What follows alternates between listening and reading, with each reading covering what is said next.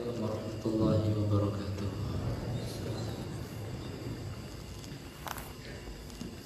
Bismillahirrahmanirrahim. La haula wala quwwata illa billah. Wa syafi'una wa qurratu a'yun sayyidina Muhammadin sallallahu alaihi wasallam wa alihi khani. Inna nabi rasul sallallahu alaihi wasallam ajma'in. فابنه المقدمة لنا في هذا الإسلام ثمن حبيب مر بالأفراح والتسبيح بين الله ورسوله صلى الله عليه وسلم ثم رأي حبيب شرف ثم رأي ماذا الأحكام سيدنا عبد الله بن عبد الرسول أبي عبد الله صلى الله عليه وسلم محمد نبي المجاهد وصلى الله عليه وسلم أجمعين على حبيب عبد الله الرشاد صلى الله عليه وسلم شاطر ثم شهد كثيرا ثم سيدنا الحبيب عبد الله صلى الله عليه وسلم إن الله يبلغ يرحمهم ويجد الذين يأمرون بأسرارهم وأنوارهم وعلمهم في الدين والدنيا والآخرة وإلى حضرة نبي محمد صلى الله عليه وآله وصحبه وسلم. الفاتحة. بسم الله الرحمن الرحيم. الحمد لله رب العالمين الرحمن الرحيم مالك يوم الدين إياك نعبد وإياك نستعين اهدنا الصراط المستقيم صراط الذين أنعمت عليهم غير المغضوب عليهم ولا الضالين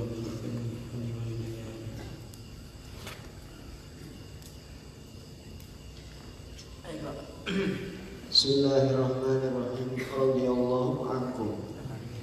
Wa ibni Abbas radhiyallahu ta'ala anhuma qala lamma nazalat wa anzir ashiratakal aqrabin nada Rasulullah sallallahu alaihi wasallam alaihi batnan faqala ara'aytum law kuntu lakum inna khailan bisafil jabali akuntum musaddiqiyya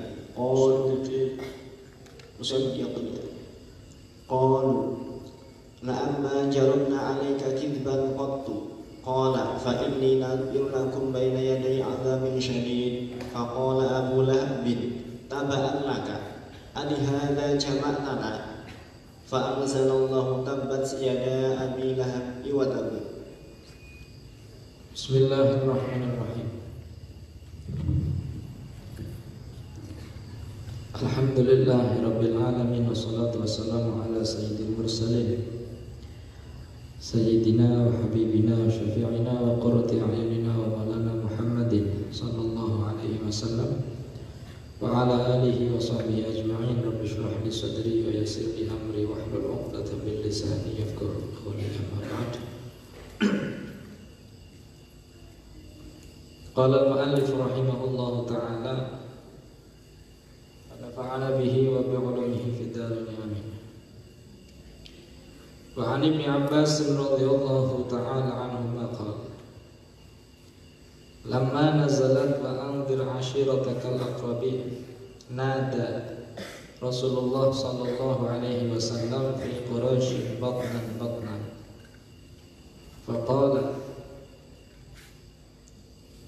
ara'aytum law qultu lakum inna khaylan bisafhil jabali akuntum sadiqiyya qalu na'am ma jarabna 'alaika kidban qattu.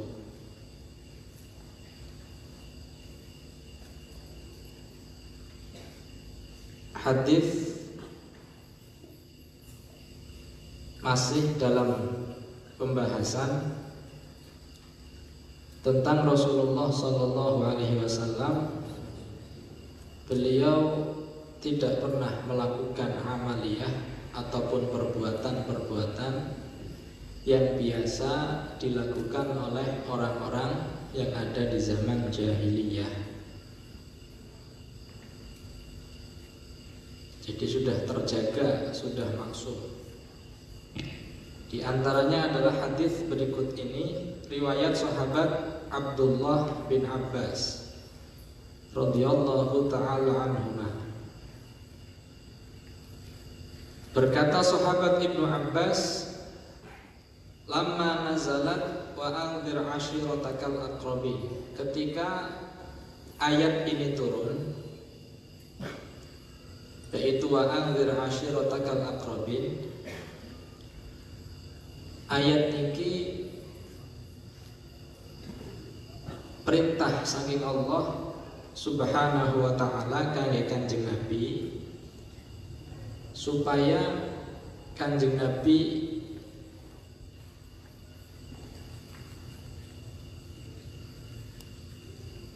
mengajak daripada kerabat-kerabatnya, keluarganya untuk beriman kepada Allah, untuk masuk ke dalam agama Islam. Dadi wa anzir lan medhen sira Muhammad asyirataka ing keluargane sira al aqrabin kang warak. Jadi ayat ini termasuk daripada rangkaian perintah Gusti Allah maring Kanjeng Nabi untuk dakwah secara jahran. Karena Rasulullah ketika diutus oleh Allah itu dakwahnya masih masih sekedar dari satu pintu ke pintu yang lain, masih senyap lah ya dakwahnya. Dakwah apa? Misinya masih misi senyap, siji-siji yuk mlebu Islam, yuk nyembah Gusti Allah, seperti itu. Belum sampai kok dakwah secara jahriyah, ayo pada nyembah Gusti Allah, itu belum. Barulah ternyata sudah sekitar 3 tahun ada perintah untuk dakwah secara jahran. Nah ini diantara ayat inilah perintah dari Allah kepada Rasul untuk dakwah secara apa? Secara jahran.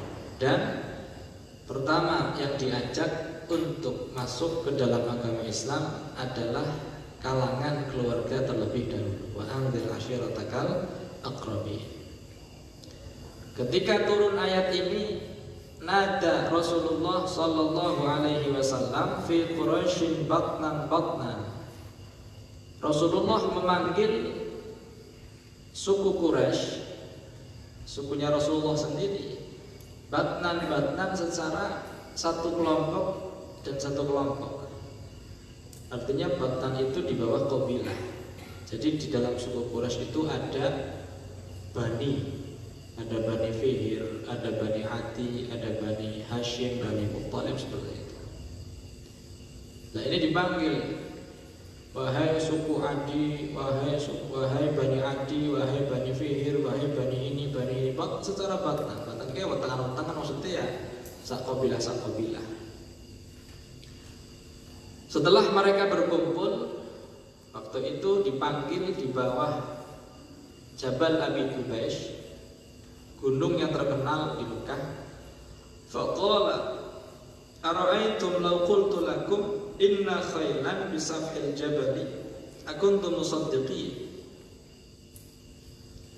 Cara gamai ngomong ke sebelum Rasulullah masuk ke maudhu di mana Rasul mengajak mereka atau memanggil mereka, itu ditanya dulu mereka.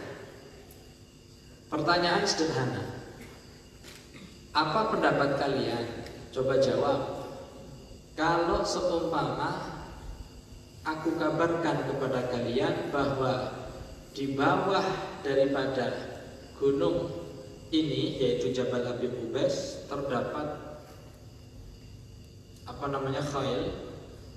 Khail dimaksud adalah jaish. Jaish itu serangkaian apa namanya prajurit yang berkuda, kelompok prajurit yang menaiki kuda dan akan menyerang kalian. Di bawah gunung ini ada sekelompok tentara yang berkuda yang akan menyerang kalian.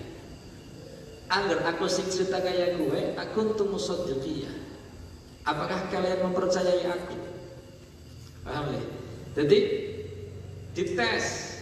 Coba sih wong mereka orang-orang kafir, orang-orang Quraisy waktu itu ditanya seperti itu. Gamai ngomong,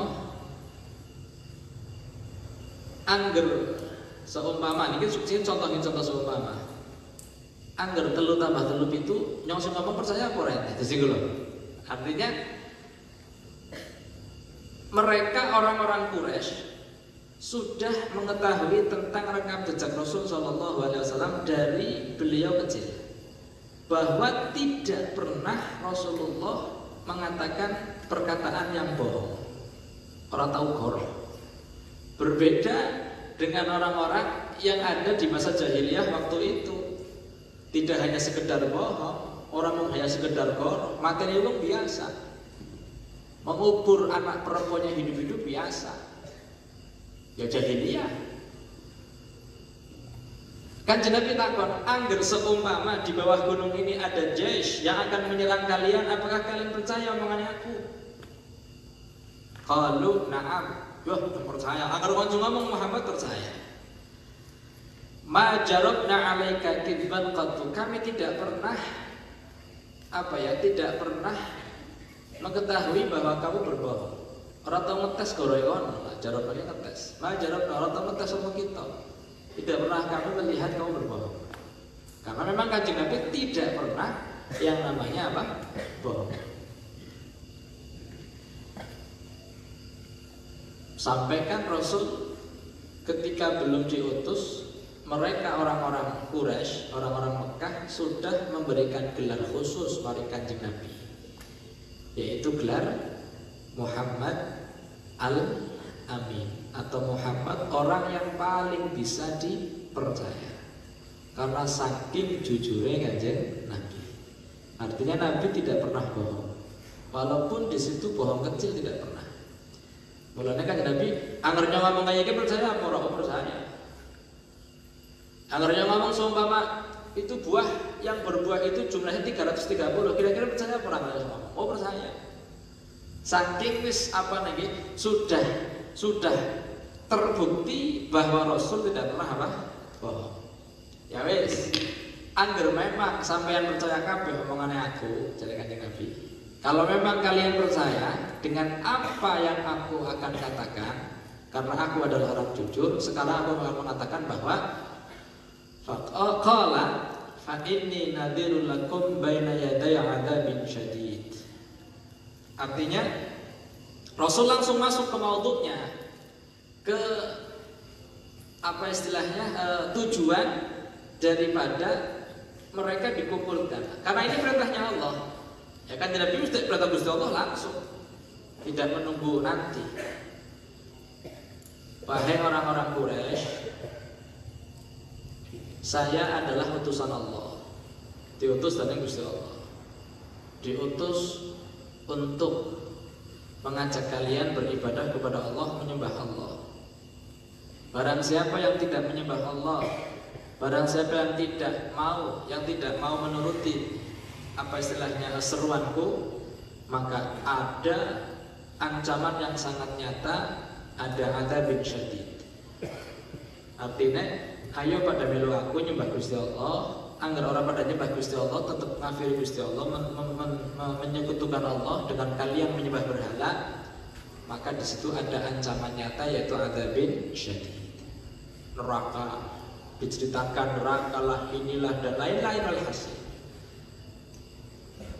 Si ngomong Kanjeng Nabi mau ngomong percaya, tapi giliran Kanjeng Nabi sanjang bahwa ada iqab syadid atau azab syadid, ancaman untuk orang-orang yang tidak mau menyembah Allah, yang tidak mau ikut dengan seruan Rasulullah, justru mereka langsung berpaling. Faqala Abu Lahab tabban laka alihada jama'tana. Tabban laka niku manane, tabban itu sebuah kalimat umpatan ya, umpatan atau kalimat ya cacian. Celaka Bang Muhammad, seperti itu. Alihada jama'tana, hanya karena ini kamu mengumpulkan kami. Kon gak ikut dong. Gitu lah, bahasa ngene ya. Diajak apa namanya? Diajak pengajian, terus ikut dong. Kon ngumpulnya ikut dong, kon ikut dong. Jadi istilahnya itu Abu Lahab. Ya, dengan mencaci Rasul dengan sebutan apa? Mendoakan dengan sebutan tabban laka ya Muhammad. Kemudian turun ayat Al-Quran bahwa yang celaka bukan Muhammad, yang tab itu bukan Muhammad. Tapi Allah menurunkan ayat Al-Quran, fa'anzalallahu tabbat yada Abi Lahabin wa tab, bahwa yang celaka itu bukan Muhammad, tapi justru yang celaka adalah Abu Lahab. Karena apa? Karena tidak mau mengikuti seruan Rasul Shallallahu Alaihi Wasallam. Jadi tabat yada Abi Lahabin wa tab. Jadi ini termasuk itlaqul juz wa iradatil kul. Artinya yang disebut hanya tangannya Abu Lahab. Celaka tangan rohnya Abu Lahab. Artinya tangan ya bukan hanya tangan roh yang disiksa oleh Allah, tapi semua apa namanya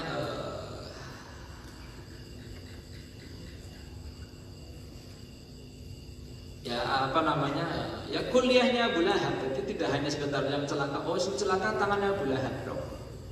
Ya ini betul-betul harus mengatakan ya kafir. Artinya itu itlaqul juz wa iradatil apa? Si ditlakkan cuma sebagian saja, yang dimaksud itu ya semuanya, kesemuanya itu akan mendapatkan siksa dari Allah. Dan secara tidak langsung ayat ini sudah mengunci tentang Abu Lahab, bahwa Abu Lahab sudah tidak akan pernah mendapatkan hidayah. Istikunci tabat yada Abi Lahabin wa tab. Padahal itu baru awal permulaan agama Islam. Berbeda dengan yang lain, tidak ada langsung ancaman, berarti masih ada kemungkinan dapat apa? Hidayah. Jadi memang pun pun teng ilmunya Allah bahwa Abu Lahab adalah orang yang celaka. Jadi di awal Islam sudah ada ayat ini turun tentang berita bahwa yang celaka adalah Abu Lahab. Tabat yada Abi Lahabin wa tab, ma aghna anhu maluhu wa ma kasab. Hartanya Abu Lahab yang begitu banyak.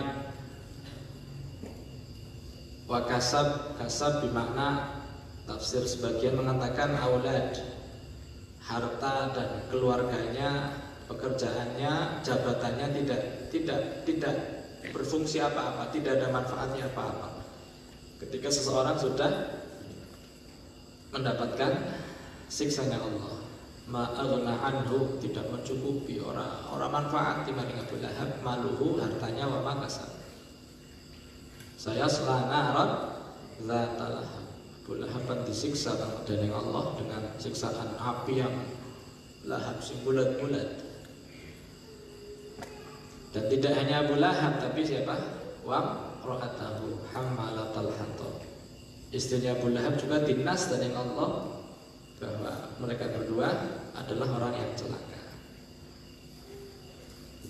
Istrinya bernama Ummu Jamil. Abu Lahab itu istrinya Ummu Jamil. Ini Abu Lahab itu secara nasab dia anaknya Abdul Muttalib. Anaknya siapa? Abdul Muttalib, bayi Kanjeng Nabi. Nama aslinya Abu Lahab itu Abdul Uzza. Abdul Uzza bin Abdul Muttalib bin Hashim bin Abdi Manaf. Ini nasabnya Abu Lahab. Kakak Nabi kali abai Kanjeng Nabi. Tapi ya karena nantang paling Kanjeng Nabi, tidak mau diajak oleh Rasulullah, ya dinas dari Gusti Allah dengan mendapatkan siksa. Walhasil ini cerita napa namanya Abu Lahab kita mriku enten nggih, mriku enten. Napa namanya Abu Lahab cerita tentang Barzanji nang putih enten, dia bersuka cita dengan lahirnya Rasul sallallahu alaihi wasallam. Kemudian mendapatkan apa istilahnya, satu takhfif berupa ada air yang keluar daripada jari ibunya. Walhasil dari hadis ini Rasulullah Sallallahu Alaihi Wasallam tidak pernah yang namanya melakukan kebohongan, dan ini dibuktikan oleh mereka orang-orang Quraisy. Tidak pernah melakukan amaliyah, perbuatan yang biasa dilakukan oleh orang-orang jahiliyah, yaitu berbohong. Jadi maksum kata Nabi terjaga lisannya dari apa? dari mengatakan sesuatu yang bohong. Jadi niki mahalus syahidin ini. Mahalus syahidin hadis niki dilaksanakan Kanjeng Nabi boten nate nglampahi amaliyah yang jahiliyah, termasuk di antaranya goro. Kanjeng Nabi boten tahu goro sama sekali. Jelas ya? Tim. Wa an Zaid bin Harithah radhiyallahu ta'ala anhu qala kana sanamun min nuhasin yuqal lahu isafun aw na'ilatun yatamassahu bil musyrikuna ila dhafu fatafa Rasulullah sallallahu alaihi wasallam wa tuftu ma'ahu falamma marartu masahtu bihi faqala Rasulullah sallallahu alaihi wasallam la tamassahu qala Zaidun fatufna bihi thumma qultu fi nafsi la amassuhu hatta andura ma yakunu famastuhu qala Rasulullah sallallahu alaihi wasallam alam tunha qala Zaidun fawalladhi aqramahu wa anzala alaihi alkitaba mastalaqtu sanaman hatta aqramahu Allah ta'ala billadhi aqramahu wa anzala alaihi. Wa an Zaid bin Harithah radhiyallahu ta'ala anhu qala. Hadis lain riwayat sahabat Zaid bin Harithah. Zaid bin Harithah radhiyallahu ta'ala anhu. Ini sahabat Zaid bin Harithah itu sudah menemani Rasul sallallahu alaihi wasallam sebelum Rasul diutus menjadi nabi. Karena Zaid bin Harithah ini termasuk orang yang diangkat anak oleh Rasulullah. Jadi tabannahun nabiyyu sallallahu alaihi wasallam, diangkat anak oleh Rasulullah. Itu sahabat Zaid bin Harithah, bukan Zaid bin Thabit tapi Zaid bin Harithah. Jadi anak angkatnya Kanjeng Nabi. Mulanya waktu niku ketika sudah ada Islam, artinya sudah diutus, Rasulullah sudah diutus niku sempat geger. Zaid memproklamirkan diri sebagai anaknya Muhammad. Memang betul Zaid diaku anak dari Kanjeng Nabi, tapi hanya sebatas kan ngangkat anak. Niku pun biasa tentang yang Arab. Tapi wong sing ngangkat anak boten saged nasabe disambungaken maring bapak angkate. Tapi waktu niku sahabat Zaid memproklamirkan diri sebagai Zaid bin Muhammad. Zaid bin Muhammad. Akhirnya oleh Rasulullah sallallahu alaihi wasallam dilarang, nggak boleh. Tetap ente Zaid bin Harithah, nggak boleh Zaid bin Muhammad. Nah, kemudian dari sahabat Zaid ini ada satu syariat yang diturunkan oleh Allah Subhanahu wa ta'ala, yaitu di masa orang-orang jahiliyah ketika ada orang kok mengangkat anak, seseorang mengangkat anak orang lain, maka hukumnya persis seperti anak sendiri dari sisi oleh warisan, dari sisi kalau seumpama anak angkatnya menikah, maka tidak boleh untuk dinikahi oleh bapak angkatnya kalau memang sudah berpisah. Adat ini sudah berlaku di kalangan orang-orang jahiliyah. La Zaid bin Harithah, sahabat yang diangkat anak oleh Rasul sallallahu alaihi wasallam, menikah dengan seorang perempuan bernama Zainab binti Jahsy. Zainab ini sepupunya Rasulullah, sepupunya Kanjeng Nabi, tunggal putu karo Kanjeng Nabi. Ketika Zaid telah menikah dengan Zainab, pernikahan mereka tidak berlangsung lama. Artinya selesai di tengah jalan, pisah karo Zaid. Setelah pisah dengan Zaid, posisi Zainab kan dia sudah sendiri ya, istilahnya janda dari Zaid. Di kalangan orang-orang jahiliyah, kalau ada istri anak angkat maka tidak boleh dinikahi oleh bapak angkat. Niku adatnya tiang-tiang apa? Jahiliyah. Sudah menjadi pemahaman daripada orang-orang jahiliyah. Tapi Allah Subhanahu wa taala kemudian menurunkan ayat Al-Qur'an yang isinya perintah kepada Rasul untuk menikahi Zainab. Makanya seperti ini. Pernikahan dengan sepupu itu hukumnya makruh. Hukumnya apa? Makruh.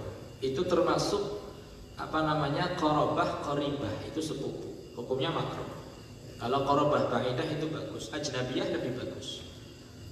Kalau sahabat Ali dengan Fatimah itu qarabah, tapi qarabahnya ba'idah atau orang langsung sepupu niku mboten. Ya. Ali bin Abi Thalib, Fatimah binti Muhammad bin Abdul Muthalib, Ali bin Abi Thalib bin Abdul Muthalib. Berarti sing sepupu Kanjeng Nabi ini karo sahabat Ali, sing cer tunggal pupu. Ngene mboten. Sedangkan Fatimah anaknya sepupu nisbatu sahabat Ali. Artinya itu qarabah tapi ba'idah, la yukrah.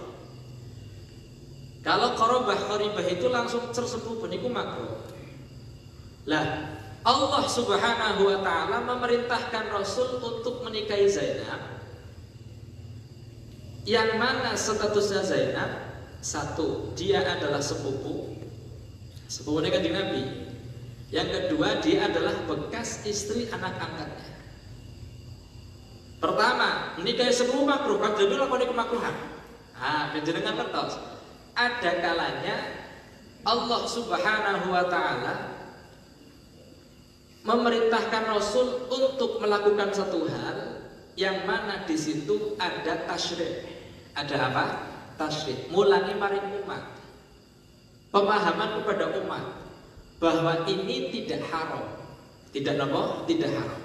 Alias yang dilakukan Rasulullah Sallallahu Alaihi Wasallam karena ada nilai tasyri', maka di situ tidak ada kemakruhan. Artinya makruhnya hilang. Paham napa ini? Makruhnya apa? Makruh ilang karena ada apa? Enten tasyri'. Kantang sanusiah kan enten nggih. Ya ada kalanya tasyri' atau apa namanya? Ta'limul ummah, tasyri' apa setunggal balen niku? Kan enten sanusiah niku enten. Artinya kan Nabi melakukan sesuatu yang kelihatannya makruh, tapi itu bukan makruh. Nggih, tapi termasuk tasyri'. Karena ada tasyri' maka makruhnya hilang. Pun. Iku sing pertama. Sing nomor kali perintah menikahi Zainab dalam Al-Quran surat Al-Ahzab, nama Zaid tercantum dengan jelas di dalam Al-Quran. Falamma qadha Zaidun. Jadi Zaid satu-satunya sahabat yang namanya ditulis secara jelas dalam Al-Quran. Zaidun. Zaid. Yang dimaksud bukan Zaid bin Thabit tapi Zaid bin Harithah. Kalau Zaid bin Thabit ahli faraidnya sahabat Zaid bin Thabit termasuk Ansor, penulis Al-Quran juga. Tapi kalau Zaid bin Harithah itu muhajirin. Falamma qadha Zaidun, ketika Zaid sudah memutuskan, sudah terpisah atau putus atau berpisah dengan Zainab. Falamma qadha Zaidun minha ay min Zainab faqara zawwajnakaha. Ini kata Allah Taala. Artinya langsung sing nikahaken Gusti Allah. Zawwajna mongko bojoaken sapa ingsun Allah ka ing sira Muhammad ha ing Zainab. Jadi akad nikah langsung teng Al-Qur'an. Iku Kanjeng Nabi kali sinten? Zainab binti Jahsy. Ketika Zaid sudah berpisah dengan istrinya, maka kamu aku nikahkan dengan Zainab. Di sini kemudian merubah daripada pemahaman orang-orang jahiliyah bahwa mantan istri anak angkat itu bukan siapa-siapa. Paham nggak? Artinya boleh dinikahi oleh bapak angkat ketika sudah berpisah. Jelas nggih? Nah, seperti itu. Jadi ada tasyrik dari Allah dengan pernikahannya Rasul dengan Zainab binti Jahsy. Bon niki Zainab dengan itu ceritanya panjang. Adapun fitnah yang beredar orang-orang cerita Israiliyat, cerita Israiliyat sing boten pantes teng Kanjeng Nabi. Jarene sing perintah kon nyerekna Kanjeng Nabi. Itu berita bohong, cerita goroh. Kanjeng Nabi mlebu teng grene Zaid, ini cerita yang bohong ya, ini mustahil Kanjeng Nabi. Rasul masuk ke rumahnya Zaid, kemudian melihat betis daripada Zainab, kemudian tertarik. Ini cerita bohong. Ya, artinya Kanjeng Nabi ada rasa kepenginan untuk menikahi Zainab. Akhirnya ngomong Zaid, ceraikan Zainab biar saya nikahi. Itu mustahil. Ya, jadi Kanjeng Nabi tidak ada apa namanya cerita yang benar tentang perintah seperti itu tidak ada. Jadi itu cerita Israel lihat. Karena kita sudah mengetahui bahwa Rasulullah Shallallahu Alaihi Wasallam mempunyai sifat amanah. Ketika sudah paham dengan amanah, sentosane para rasul kabeh dari segala perbuatan yang haram atau makruh, maka langsung bisa tertolak. Bahwa Kanjeng Nabi kok dalam betis kemudian nafsu mustahil. Paham nggak? Ini jelas. Jadi itu cerita bohong. Alhasil ketika kita sudah paham sidik amanah tabligh fatonah, maka dengan adanya cita-cita yang tidak pantas untuk Rasulullah langsung bisa kita tangkis. Wah, orang paham ya? Jadi itu cerita yang bohong. Buat alhasil, niku sedikit daripada riwayat sahabat Zaid bin Harithah menemani Rasul dari mulai Rasul belum diangkat menjadi Rasul. Bahkan ketika hijrah ke Taif juga yang menemani Zaid, yang menjadi bempernya Rasul ketika dilempari batu oleh orang-orang penduduk Taif itu Zaid. Sampai Zaid niku anggaran wong biasa kenal Zaid, balik si Taif orang kenal Zaid. Karena ajur pun, apa namanya dipanaki waktu sampai tidak ada orang mengenal Zaid lagi. Siapa dia? Karena pun berubah dihantam dengan batu, melindungi Rasulullah. Jadi ben aku sing kena kan tidak ben Islam. Ibu Zaid itu luar biasa nih, luar biasa. Ibu Zaid meninggal ketika perang Mu'tah. Beliau menjadi apa namanya? Menjadi panglima perang ketika perang Mu'tah. Perang melawan tentara Romawi. Jadi tentara Romawi 100.000 orang dilawan oleh Muslim yang jumlahnya hanya tidak sampai 10.000 orang. Jadi sudah perbandingannya, wong 1.000 lawan wong paling pirangan sing dipasrai Zaid kon panglimane pangkat perang. Wah kon mati, maka sing dadi pertama Ja'far bin Abi Thalib. Aron penting kok Zaid penting Abdullah bin Rawahah. Telu disiapkan dening Kanjeng Nabi. Ternyata tiga-tiganya meninggal. Ja'far bin Abi Thalib syahid, Zaid bin Harithah syahid, Abdullah bin Rawahah juga syahid. Wah ini tentara Muslim pun bingung. Ketika bingung, di situ tampillah sahabat Khalid bin Walid mengambil bendera. Beliau dengan inisiatif supaya bendera tetap berkibar, tetap semangat, tentara Muslim mengalahkan tentara Romawi. 100.000 tentara Romawi dikalahkan dengan pasukan Muslim yang dikomandai waktu itu oleh panglima pengganti yaitu sahabat Khalid bin Walid. Itu cerita perang Mu'tah. Ibn Qala ini cerita tentang pengalamannya Zaid menyaksikan sendiri bahwa Rasulullah Shallallahu Alaihi Wasallam tidak pernah melakukan sesuatu yang amaliyah yang dilakukan oleh orang-orang jahiliyah. Apa? Karena sonamun ay wujida sonamun min nuhasin. Ada satu berhala yang di sekitaran Ka'bah yang terbuat daripada nuhas. Nuhas itu tembaga. Namanya Isaf, yuqalu lahu Isaf au Nailah. Anak berhala namanya Isaf. Jadi ajangan itu namanya Isaf. Ya Isaf. Anak Isaf itu nama berhala. Isaf. Atau ini apik Isaf. Tapi sudah jebule apa? Berhala. Au Nailah atau Nailah. Agar Nailah betul apa? Nailah itu nama berhala. Ya, sonam ini yang tamassahu bihil musyrikun idza tafu. Ketika orang-orang musyrik tawaf di Ka'bah itu biasa ya, dari mulai masa jahiliyah pun sudah ada orang tawaf. Tawaf itu biasa, mereka haji biasa. Rasul juga sendiri ketika beliau sebelum diutus itu sudah haji. Umroh sudah beberapa kali umroh, tapi haji Islam hanya sekali yang Rasulullah. Jadi adanya berapa kan Rasul haji, maka sekali saja. Ketika haji wada, sekali dok. Haji setelah ada syariat haji gitu loh. Jadi setelah ada syariat haji di Madinah, kan Nabi ngelakoni haji cuma sepindah. Adapun haji yang dilakukan Rasulullah sebelum diutus itu banyak, akeh. Umroh juga tidak terhitung. Tapi kalau haji Islamnya hanya sekali, yaitu ketika haji wada. Orang-orang musyrik biasa tawaf di Baitullah, di Ka'bah. Lah ketika melewati berhala Isaf ini, napa nggih? Ngelus, napa ngemek? Istilah apa sih? Kayak ngono mlebu tol lah. Nanti apa sih? Yang ngemek. Tadi laku-laku kok anak berhala itu dilus. Berhala apa namanya? Berhala Isaf. Dilus gitu. Ya kayak orang ngalah berkah mungkin ya. Ya kayak orang ngalah berkah. Itu berhala muhas. Ya tamassahu bil musyrikun idza tafu. Nah, fatafa Rasulullah sallallahu alaihi wasallam wa tuftu ma'ahu. Ini ketika Rasul belum diutus. Belum diutus. Kanjeng Nabi tawaf. Wa tuftu ma'ahu. Aku tawaf bersama dengan Rasulullah melu anak angkatnya dan juga maulanya, budaknya. Tawaf bungubal. Kanjeng Nabi ketika melewati berhala Isaf ini tidak beliau sentuh ini berhala. Betul disentuh. Tapi Zaid timbulnya nyentuh. Tiru-tiru bawa musyrikin, orang-orang musyrik. Ahli jahil waktu itu kan jahiliyah, masih jahiliyah, belum ada Islam. Ngemek. Zaidnya ngemek, kan Nabi betul ngemek. Jadi Kanjeng Nabi tidak melakukan amaliyah yang mana dilakukan oleh orang-orang musyrik atau jahiliyah. Falamma marartu masahtu bihi. Aku lewat Mekah, kenapa itu Mekah? Faqala Rasulullah sallallahu alaihi wasallam, la tamassah. Zaid la tamassah. Aja Mek. Ditegah tanda aja, tapi aja di Mek. Jadi Mek. Jangan Mek mana enggak sih kalau aja? Jangan Mek. Tinggallah. Waktu itu belum diutus. Qala Zaid fatufna ma'ahu. Aku tawaf balik kalau Kanjeng Nabi. Tsumma qultu fi nafsi nyengkrepet dengan atine. La amassuhu hatta anzura ma yakun fi masahtu. Catat mek maning aja. Nabi ngomong maning apa ora, ngomong apa aja.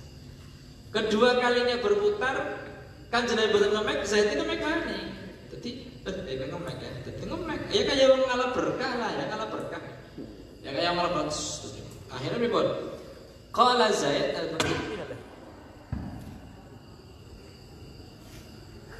mati lampu. Faqala Rasulullah sallallahu alaihi wasallam, alam tunha, bukankah kamu dilarang wahai Zaid? Kan aku mau ngomong larang aja ngemek. Alam tunha, bukankah sudah dilarang? Qala Zaid, kemudian Zaid berkata, fawalladzi akramahu anzala alaihil kitaba mastalamtu sonaman hatta akramahullahu ta'ala billadzi akramahu wa anzala alaihi. Semenjak itu aku tidak pernah lagi menyentuh berhala sampai kemudian Allah Subhanahu wa taala mengutus Rasulullah, memuliakan Rasulullah, menurunkan Al-Qur'an kepada Rasulullah sallallahu alaihi wasallam. Artinya semenjak saat itu sampai Rasul diutus, sampai ada Islam, aku masuk Islam, tidak pernah lagi menyentuh yang namanya apa?